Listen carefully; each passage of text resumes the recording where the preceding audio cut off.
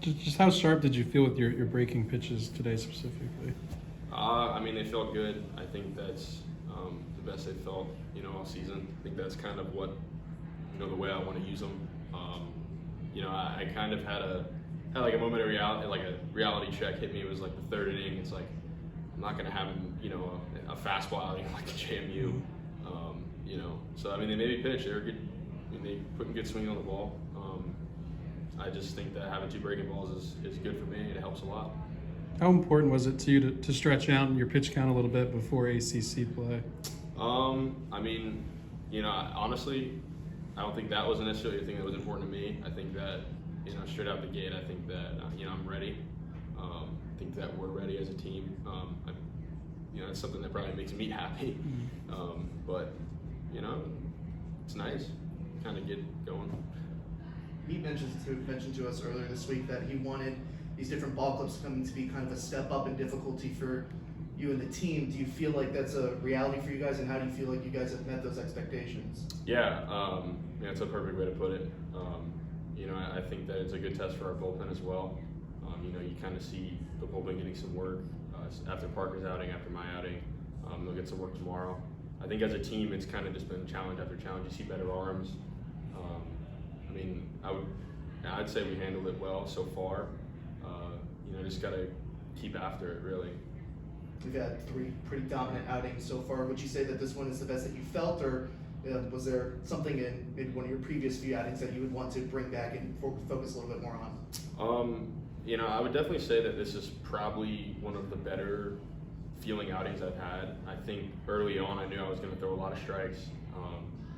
Regardless of like strikeouts or whatever, I knew I was going to throw a lot of strikes. I was going to make them swing back. If they had the bat on their shoulder, it wasn't going to end good. My philosophy is to make them swing, and swing and miss. But it felt good to have, again, all 3 of my core pitches. I think it was around the 4th inning that you got down 3-0 or 2 on a count, and you kind of stepped back off the mound and just took a moment to yourself. Just what does that do for you? It's something that Bellinger has kind of incorporated. You go down 2-0 or you have a big miss. It's like take a step back. The power of a deep breath is crazy. It kind of resets you. It's like, all right, here we go. It's a resetting mechanism. How's Brock back there for you? And see what he did to play for you guys today. Yeah, no, Brock's great. I think that we saw him enough in preseason. He saw me enough as a pitcher in preseason. So Clayton Brock. There's really you're throwing to a target. I think he makes you feel really comfortable. Obviously, he's pretty seasoned back there as well. At the plate, that's just a bonus as a catcher. So that's really good to see. Brock's only been here 2 months, but it seems like a lot of you guys kind of gravitate towards him. Just what about him makes him that kind of leader? He's just an older guy. He knows his stuff. He's been all around. He get 3 conferences now. On 3 good teams. Having him is, everyone kind of sees him as just another teammate who is just great at what he does. He knows the game well. He's just a good dude.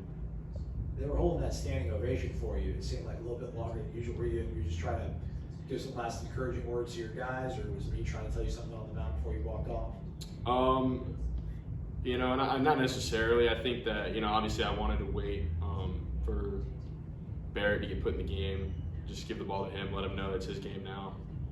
I wanted to thank my catcher. I think that's the first time that I've actually been taken off the mound this year so far. So, all things aside, I think we're in good shape.